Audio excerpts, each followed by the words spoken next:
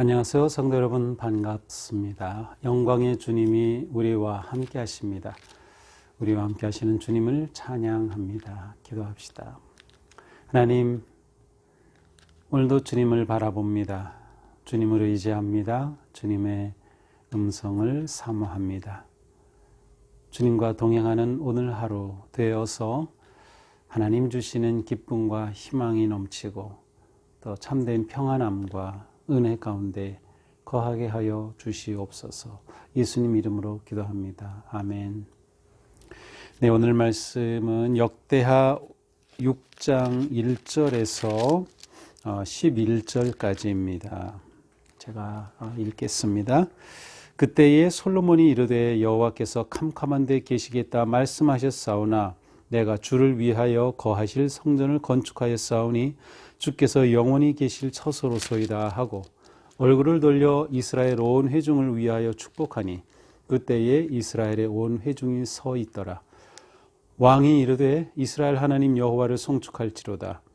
여호와께서 그의 입으로 내 아버지 다윗에게 말씀하신 것을 이제 그의 손으로 이루셨도다.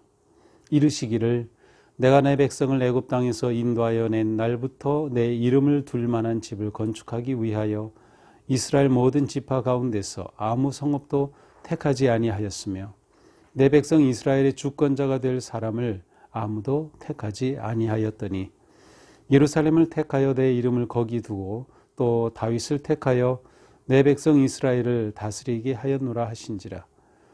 내 아버지 다윗이 이스라엘의 하나님 여호와의 이름을 위하여 성전을 건축할 마음이 있었더니 여호와께서 내 아버지 다윗에게 이르시되 내가 내 이름을 위하여 성전을 건축할 마음이 있으니 이 마음이 내게 있는 것이 좋도다.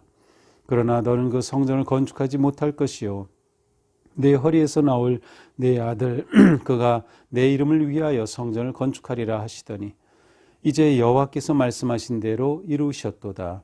내가 여호와께서 말씀하신 대로 내 아버지 다윗을 대신하여 일어나 이스라엘 왕 위에 앉고 이스라엘의 하나님 여호와의 이름을 위하여 성전을 건축하고 내가 또 그곳에 여호와께서 이스라엘 자손과 더불어 세우신 언약을 넣은 궤를 두었노라 하니라. 아멘.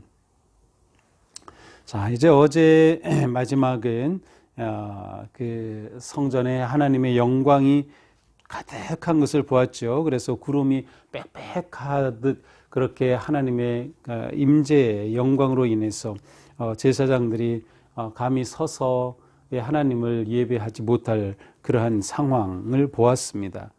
자, 이제 솔로몬은 이렇게 성전의 법궤, 언약궤가 안치되었고 또 하나님의 임재하심으로 하나님께서 이곳에 거하심을 드러낸 이 순간 하나님께 화답하는 그러한 말씀을 올립니다. 그래서 이것은 마치 이제 성전 모든 것이 다 끝나고 우리가 봉헌 예배, 봉헌식을 하듯이 이제 하나님께 봉헌사를 드리는 것과 같은 그러한 내용이죠. 그래서 이제 오늘 본문에서는 성전의 의미와 건축하게 된 그러한 배경이 간략하게 담겨져 있습니다. 1절입니다. 그때 솔로몬이, 자, 그때는 지금 말씀드린 것처럼 하나님의 영광이 가득한 그 놀라운 경험을 한 후에 솔로몬이 여호와께서 캄캄한 데 계시겠다 말씀하셨사오나 내가 주를 위하여 거하실 성전을 건축하였사오니 주께서 영원히 계실 처소로소이다 라고 말합니다. 자, 여호와께서 캄캄한 데 계시겠다. 하나님께서 나는 캄캄한 데 있을 거야 라고 말씀하셨다는 거죠. 이 캄캄한 데 계시겠다고 하는 것이 무슨 뜻일까 좀 궁금한데, 이것은 빛과 어둠이라고 하는 그러한 그 개념보다는 하나님께서 거하시는 그곳이 마치 어제 본문 마지막처럼 구름이 빽빽한 것과 같은 그러한 이미지. 그래서 하나님께서 계신 곳은 감히 인간이 볼 수 없는 초월적인 세계, 인간이 가까이 할 수 없는 그러한 세계임을 의미한다고 볼 수 있습니다. 그러니까 하나님은 바로 그러한 곳에 계실 하나님이시죠. 그러니까 이렇게 성전 건축하는 것 자체가 그러한 하나님을 어떻게 그 성전 안에 모실 수 있겠습니까? 성전보다 크신 분이신데 말이죠. 그래서 하나님께서는 그러한 분이심을 말씀하셨지만 제가 주님을 위하여 성전을 건축하였습니다. 이곳 주님께서 거하실 처소입니다. 근데 여기에 주께서 영원히 계실 처소로이다. 이러한 표현을 통해서 우리는 그러면 이 솔로몬은 하나님을 이 성전을 짓고 이곳에 영원히 하나님을 쉽게 말하면 가두는 그러한 뜻일까? 근데 그런 의미로 보다는 일단 여기서 주께서 영원히 계실 처소라고 하는 이 표현 자체는 오히려 언약궤가 영원히 있을 곳이라고 보는 것이 더 좋을 것 같습니다. 왜냐하면 실제로 솔로몬은 우리가 이미 보았죠. 이제 2장 6절에서 보면 누가 등이 하나님을 위하여 성전을 건축하겠습니까? 하늘과 하늘들의 하늘이라도 주를 용납하지 못합니다. 그러니까 그 넓은 하늘도 하나님을 품을 수가 없습니다. 하나님은 그 크시고 엄미하신 놀라운 분이십니다. 라는 고백을 이미 했어요. 솔로몬도 따라서 자신이 건물을 짓고 이곳에 하나님을 딱 이곳에만 계십니다. 라고 이렇게 할 수 있는 것이 아님을 알았죠. 그것이 또한 솔로몬의 믿음이기도 하였습니다. 그러므로 솔로몬의 이러한 표현은 바로 언약궤가 이곳에 영원히 머물 것입니다. 또한 뿐만 아니라 하나님께서 이 성전에 정말로 임재하셔서 우리가 하나님 앞에 나아갈 때마다 우리를 만나주시고 우리의 기도를 들어주시는 하나님 되시기를 원합니다. 믿습니다. 라고 하는 그러한 믿음의 고백으로 볼 수 있겠습니다. 3절입니다. 이제 이렇게 하나님께 감사의 말씀을 드린 후에 이제 얼굴을 돌려 3절 얼굴을 돌려서 회중을 향하여 그들을 축복합니다. 이때 회중들은 서 있었습니다. 이제 그들에게 이렇게 말을 하죠. 4절입니다. 이스라엘 하나님 여호와를 송축할지로다. 이 솔로몬은 백성들에게 첫 마디가 하나님을 찬양하라. 이것이 백성들에게 준 첫 마디 축복의 말씀입니다. 하나님을 찬양하라. 실제로 모세도 그러하였고 다윗도 그러하였고 백성들을 축복하였습니다. 솔로몬도 백성들을 축복하면서 먼저 하나님을 찬양하라고 하죠. 왜 그렇습니까? 하나님께서 그의 손으로 이루셨다는 거예요. 이 성전 완공, 건축은 하나님께서 하신 일이다. 솔로몬은 단지 하나님이 하시는 일의 도구로 쓰였을 뿐이라는 거죠. 그러므로 그의 손으로 이루신 그 놀라운 영광을 찬양하라고 요청합니다. 5절입니다. 이제 하나님께서 어떻게 이 모든 과정을 이끌어 가셨는지를 아주 간략하게 설명하죠. 내가 내 백성을 애굽에서 인도하여 낸 날부터 내 이름을 둘 만한 집을 건축하기 위하여 이스라엘 모든 지파 가운데 아무 성읍도 택하지 아니하였다. 이스라엘 주권자가 될 사람 가운데 아무도 택하지 않았다. 그러니까 하나님께서는 지금까지 이렇게 하나님의 전을 어느 곳에 세우려고 정해 주시지 않았고 또 누군가를 통해서 세우려고 그 사람도 정하신 적이 없다는 거죠. 그런데 6절에 보니까 하나님께서 마침내 예루살렘을 택하셨고 또 다윗을 택하셔서 이 놀라운 일을 시작하셨다고 말씀합니다.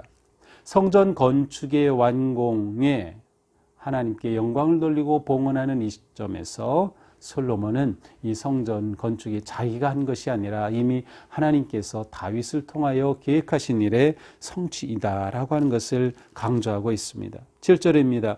내 아버지 다윗이 이스라엘의 하나님 여호와의 이름을 위하여 성전을 건축할 마음이 있었더니 여호와께서 내 아버지 다윗에게 이르시되 내가 내 이름을 위하여 성전을 건축할 마음이 있으니 이 마음이 내게 있는 것이 좋도다. 자, 하나님의 성전 건축은 다윗의 마음으로부터 시작이 되었습니다. 물론 다윗에게 이러한 마음을 주신 분도 하나님이시죠. 근데 중요한 것은 다윗이 이 선한 마음을 가졌어요. 어떻게 선합니까? 하나님께서 이 마음이 내게 있는 것이 좋도다. 하나님이 좋아하실 마음이었어요. 여기에는 다윗이 하나님을 향한 사랑과 헌신의 그 간절함이 담겨 있습니다. 내가 살 이 왕궁 이렇게 정말 멋지게 왕궁도 세웠고 그런데 하나님은 저 성막에 또 언약궤는 그 앞에 그렇게 초라하게 있으니 제가 하나님 앞에 얼굴을 들 수 없습니다. 제가 하나님을 위한 집을 짓는 것이 어떻겠습니까? 순수하게 하나님을 사랑하고 하나님의 영광을 위한 다윗의 마음으로부터 나온 소원이었습니다. 하나님은 다윗의 이 마음을 너무나도 좋아하셨어요. 하나님께서 기뻐하시는 마음이 있습니다. 우리가 하나님의 자녀로서 하나님께서 기뻐하시는 마음을 먹는 것이 얼마나 중요한지 모릅니다. 그러니까 우리가 마음을 잘 먹어야 돼요. 선한 마음, 올바른 마음, 거룩한 마음을 먹어 하나님께서 좋아하시는 마음을 갖는 것, 그것이 우리의 마땅한 도리이죠. 자, 그런데 다윗이 이렇게 선한 마음을 가졌지만 하나님께서는 그 마음만을 받으셨을 뿐 실제로 건축은 허락하지 않으셨습니다. 물론 오늘 본문에는 나오지 않아요. 하지만 우리는 열왕기서 등을 통해서 하나님께서는 다윗이 너무나도 피를 많이 흘렸기 때문에 다윗에게는 성전 건축을 허락하지 않으셔요. 그 대신 9절에 보니까 내 아들 그가 내 이름을 위하여 성전을 건축하리라 하셨다. 하나님께서는 내가 아니라 내 아들이 하도록 하겠다라고 말씀해 주셨습니다. 자, 이를 통해서 솔로몬은 그가 적법하게 다윗의 뒤를 이은 왕이 되었을 뿐만 아니라 하나님께서 다윗과 맺은 언약의 완성자로서 자기가 이 성전을 건축하였음을 드러내고 있습니다. 10절입니다. 이제 여호와께서 말씀하신 대로 이루셨도다. 그렇습니다. 하나님께서는 다윗과 약속하신 언약을 이루셨습니다. 이것이 굉장히 중요합니다. 하나님은 언약을 맺으실 뿐만 아니라 언약을 이루어 가신다는 거예요. 자, 우리가 믿음으로 살아가는 삶은 바로 그것입니다. 하나님과 우리 사이는 언약 관계입니다. 그리고 하나님은 계속해서 말씀을 통하여 우리에게 약속을 주셔요. 언약을 맺는 것이죠. 그런데 이 언약을 이루어가는 것은 하나님의 사람들의 순수한 순종을 통해서 이루어진다는 것이죠. 하나님은 우리의 선한 마음을 통해서 역사하시고 우리의 순종하는 마음을 통해서 이루신다. 바로 이것이 굉장히 중요한 의미입니다. 오늘도 우리는 하나님께서 우리를 향해 가지고 계신 선하신 뜻이 있음을 신뢰하며 그 하나님을 의지합니다. 그 하나님 앞에 우리가 선한 마음을 가질 뿐만 아니라 하나님 앞에 언약을 이루려고 하는 순종의 마음, 하나님께서 우리에게 주시는 말씀에 기꺼이 순종하려는 그러한 헌신이 있을 때 하나님은 우리를 통하여서 언약을 이루어 가신다. 하나님의 뜻을 이루어 가신다라고 하는 것이죠. 그리고 이 모든 것의 초점은 하나님의 영광입니다. 솔로몬은 이스라엘 백성들에게 여호와를 송축할지어다라고 하였습니다. 이것이 우리가 존재하는 가장 중요한 목적이죠.